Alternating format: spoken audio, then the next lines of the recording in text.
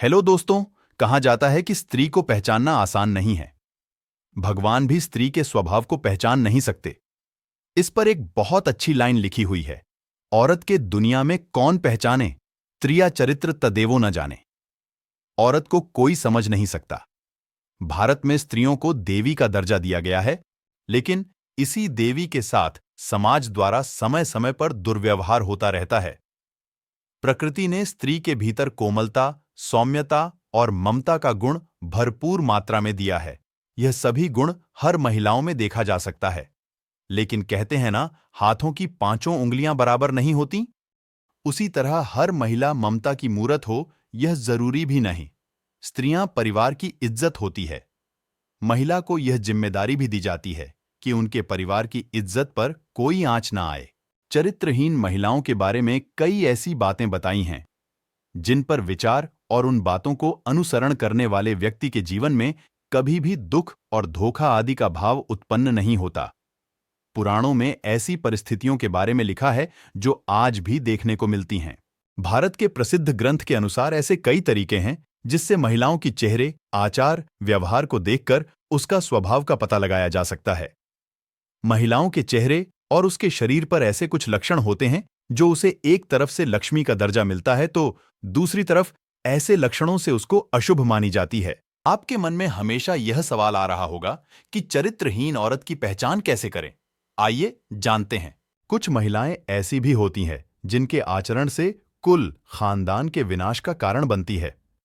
वहीं स्त्रियों को सामाजिक भाषा में अशुभ या कुलक्षणी कहा जाता है।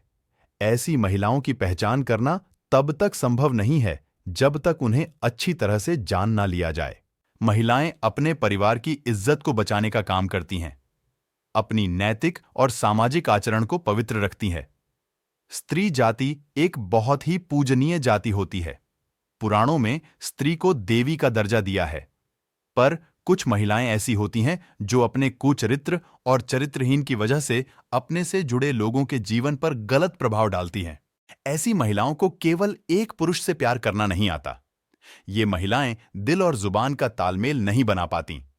इनके मन में कुछ और चल रहा होता है और इनकी जुबान पर कुछ और। चरित्रहीन महिलाओं को एक से अधिक पुरुषों से संबंध बनाने में शर्म नहीं आती।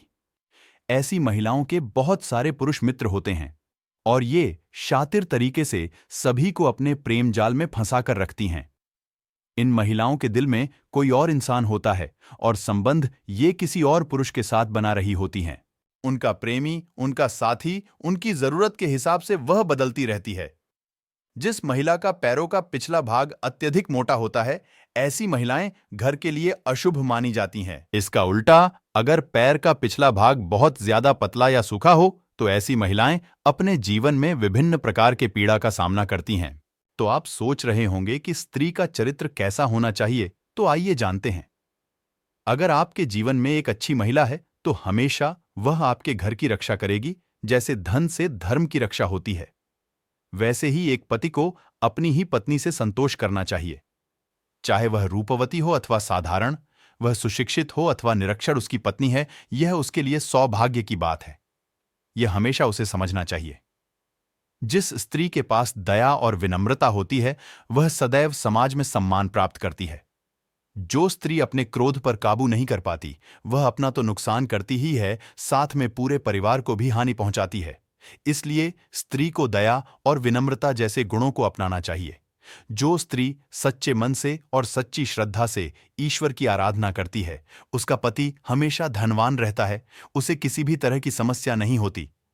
जो स्त्री स्वभाव से शांत होती है और अपने घर का पूरा ध्यान रखती है, घर के सभी कार्य शांति के साथ पूरे करती है, उसके घर में सुख शांति का वास होता है।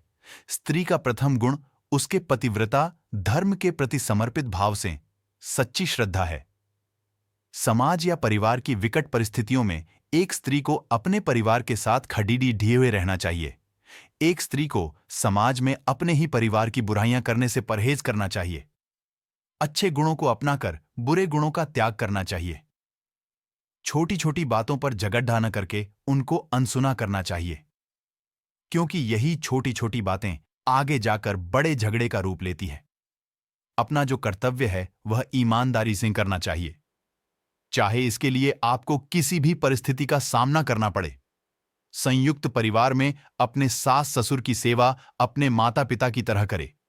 स्त्री को अपने परिवार की आर्थिक स्थिति के अनुसार खर्च करना चाहिए। संयुक्त परिवार में सभी से समान व्यवहार करें, किसी से भेदभाव की भावना न रखें। अपने बच्चों की तरह ही परिवार के सभी बच्चों का ख्याल रखें। सभी बच्चों को एक जैसा समझे।